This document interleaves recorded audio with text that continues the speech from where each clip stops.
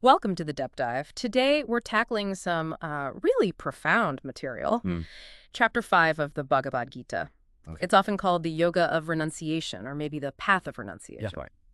And right at the start, Arjuna, well, he asks Krishna a very direct question, doesn't he? He does, a fundamental one. Yeah, basically. Which is better, giving up action altogether or diving into action with the right mindset, karma yoga? And this chapter, just 29 verses, gives an answer to that. Mm-hmm. Well, it might not be what you first expect when you hear renunciation. Exactly. So what's the core idea here beyond just, giving stuff up? Well, it's fascinating because, like you said, the title makes you think of retreating, maybe going to a cave or something. Right. But the wisdom here is much more subtle. It focuses much more on how you act, the internal state you bring to your actions, rather than just whether you act or not. Okay. And we're going to explore this central paradox. Uh-huh. Both paths, renunciation and action, can lead to liberation. Yeah. But Krishna clearly says one is superior. And the reason why is quite insightful. So that's our mission for this deep dive then. We want to unpack these insights from Chapter 5, give you the key takeaways on what real renunciation means according to this text, how you can act without getting all tangled up in the results, and, ultimately how these ancient teachings suggest we can find lasting peace. Sounds good. Let's get into it. Okay, so Krishna gets this direct question from Arjuna. What's his immediate response? It's quite telling. He says essentially, look, both renunciation of action and karma yoga lead to liberation. No doubt about that. Okay, so both work. But, he continues, of the two, karma yoga, the yoga of action, is superior to the renunciation of action. Wow, okay. That's powerful right there. He clarifies a preferred path almost immediately. Exactly. So even though they might lead to the same place, one way is, let's say, more effective or recommended. Yes, that's the implication. And then Krishna defines what a true renunciate is, and it's probably not the image most people have. Right. It's not about the outer appearance. He says something like, you should know someone as a true renunciate if they neither hate nor desire. Mm-hmm. Free from the pairs of opposites. Yeah, free from dualities is the phrase. And being free like that makes liberation from bondage easy. So what does that mean? Free from dualities and liberated from bondage here. That's such a crucial point. Free from dualities means getting beyond that constant internal push and pull. Like and dislike, pleasure and pain, success and failure. Ah, okay. Not being swayed by every little thing. Exactly. It's about finding an inner stability. And liberated from bondage follows from that. It means you're freed from the chains of reacting emotionally to everything that happens. So you're not trapped by constantly wanting this outcome or desperately trying to avoid that one? Precisely. It's an inner freedom, no matter what's happening on the outside. That makes so much more sense. It really is about the internal landscape, not just the external actions or lack thereof. And it's interesting how the text then says, people who don't really get it might see the path of knowledge, Sankhya, they call it, and karma yoga, as totally separate things. Right. One seems contemplative, the other active. But the wise, they see them as leading to the same place. The goal achieved by one is the same goal achieved by the other. It really underlines this unity. That unity is key, isn't it? Because it addresses that potential confusion. How can sitting quietly and, say, working in the world lead to the same result? That is the core question. And it sounds like Krishna isn't just saying karma yoga is an option, but maybe even necessary or at least very helpful for reaching true renunciation. Why would giving things up be so hard without it? Well, think about it. For most of us, the real purification, the kind needed to genuinely let go of attachment, doesn't happen just by thinking about it in isolation. Right, you need practice. Exactly. It often happens through engaging with the world, but in the right way.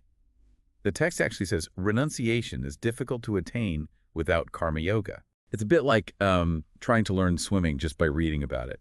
You eventually have to jump in the water. That's a great analogy. So the sage who gets harmonized through karma yoga, through acting rightly, reaches that ultimate reality, Brahman, much quicker because the action itself, done without attachment, purifies the mind. So the purification comes from how you act. The text mentions someone purified by intellect who controls their mind and senses, is free from attachment, and acts for sacrifice. They aren't bound. It's all about that inner stance. Exactly. The internal framework, the intention, that's what matters, not just the physical movement. Okay, and this next bit, this I found really mind-bending. Krishna describes a yogi who, even while doing things, seeing, hearing, eating, sleeping, breathing, sees themselves as doing nothing at all. How does that work? It's a profound shift in identification. The understanding is that it's actually the senses interacting with the sense objects. It's the body-mind mechanism functioning. Your true self, the conscious awareness behind it all, isn't the doer in that ultimate sense. It's the instruments, body, senses, mind that are performing the action. So you're the witness, not the actor. In a fundamental way, yes. Which then raises the crucial question.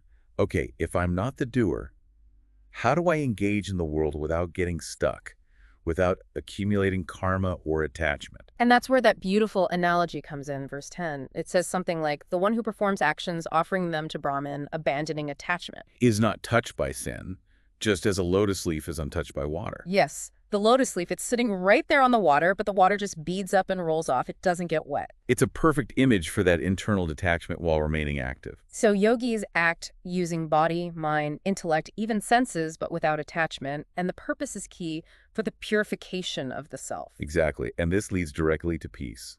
The karma yogi, by giving up the fruit of the action, attains this lasting, steady peace. Whereas the other person, The person who's attached to the results, who desires the rewards, they remain bound by that desire. It creates a very clear contrast. yeah, a clear distinction in outcomes based entirely on that inner detachment. And this frees you up mentally too, right? The text talks about the embodied self renouncing all actions by the mind and then dwelling happily in the nine-gated city, which is the body, I gather. Yes, the body with its 9 openings, eyes, ears, nostrils, mouth, and the lower apertures. Okay.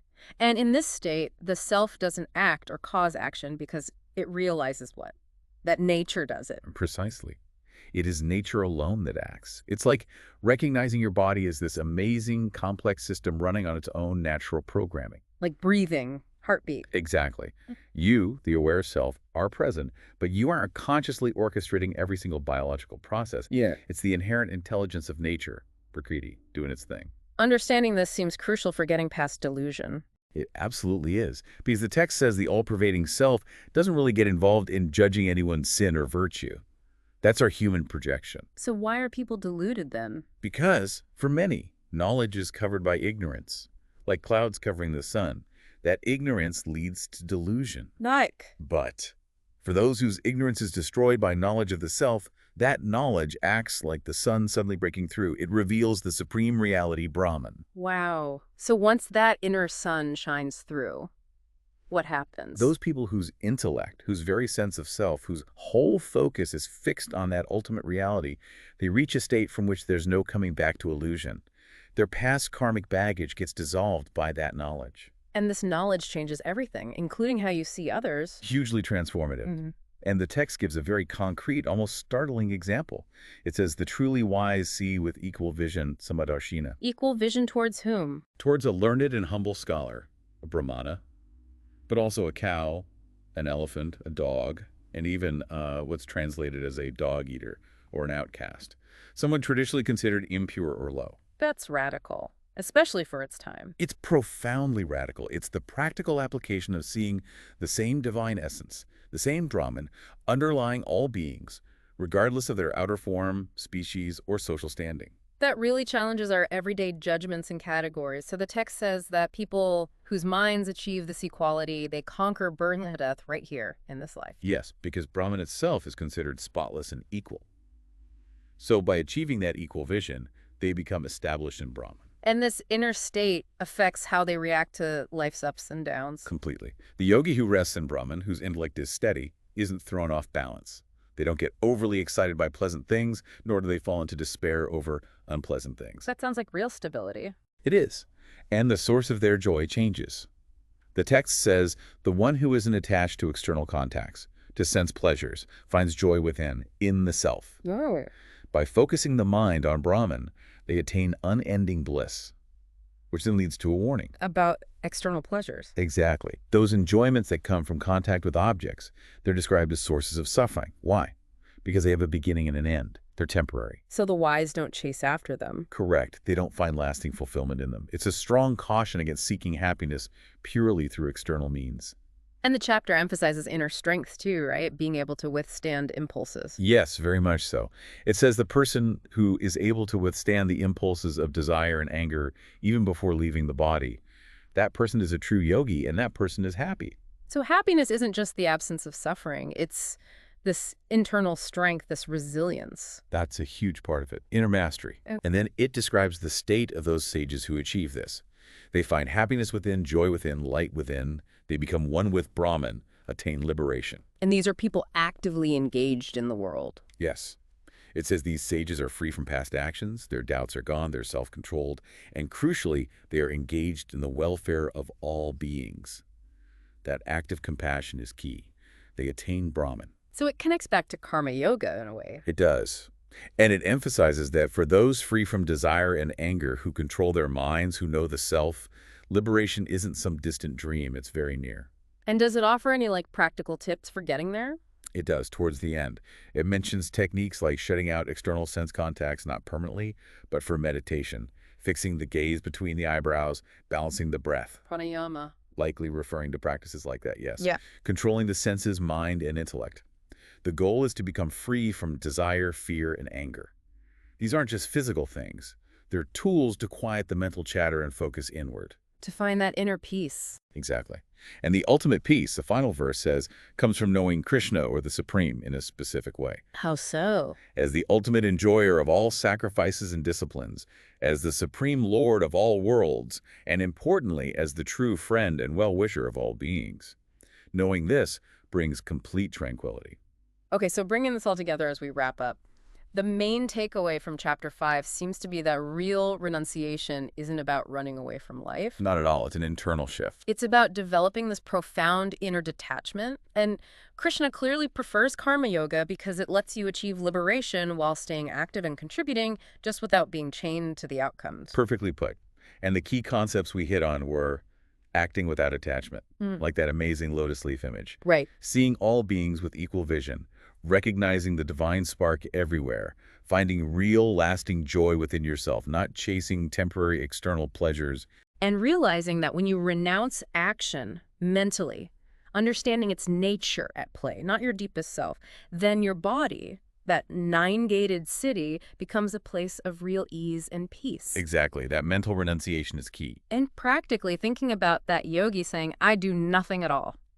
It really highlights the difference between just going through the motions attached to results versus acting purely for the sake of the action for purification for the welfare of others. It's the difference between being bound by desire for rewards and finding peace, but letting go of that fruit. That constant chase for external validation versus inner peace. And ultimately, that deep-seated ignorance we all grapple with, it gets dispelled by knowledge of the self. Like the sun burning away mist. Revealing the supreme reality, Brahman. And knowing the divine, knowing Krishna as the ultimate reality and the friend of everyone, that's the final key to peace. So maybe a final thought for you, the listener, to reflect on from all this. If true happiness really comes from within, not from things outside you or getting the results you want, what's one small action you could take today? Something, anything, but done with complete detachment from whether it succeeds or fails in the usual sense. Just doing it to cultivate that inner sense of okayness, maybe even contributing something small to the world without needing applause. And perhaps reflect on that idea of equal vision. How might you try just for a moment to see the underlying connection, the shared essence in everyone you encounter today, whether it's someone you admire or someone very different, or even just, the neighbor's dog, seeing beyond the surface. That's a powerful practice right there. Seeing with wisdom.